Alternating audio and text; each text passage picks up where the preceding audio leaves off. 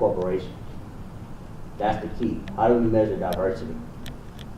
A lot of times when a company thinks diversity and inclusion, they'll measure it about, based on how many employees they have in a room, and then you have 1 to 2% that are diverse, or 4 or 5%. If it's 15%, they'll pat themselves on the back. Why is that wrong? That's a horizontal measurement. And what the gentleman was saying, what's your name, brother? Vince. Mr. Vince was saying is that we need a mentor in power. But a lot of times when we walk into these different industries, we kind of take for granted that little picture hanging on the wall where you have all the executive directors and managers, right?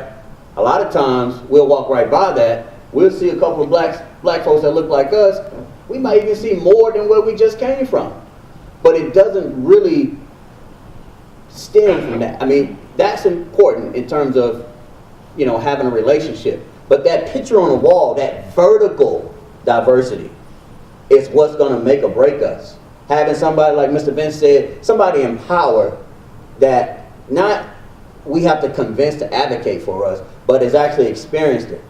And now they're in a position because now the vertical diversity is there. Now, most of the time, when you go into these engineering corporations, the vertical diversity is almost zero. And in many cases, it is zero. And then you'll start working there, and over 1 or 2 or 3 or 4 or 5 years, you might start to feel why it's zero. And the effects of that are sometimes unbearable. And it kind of feeds back to this first scenario that the sister responded to, and that me and Vince, Mr. Vince, debated over, and other folks.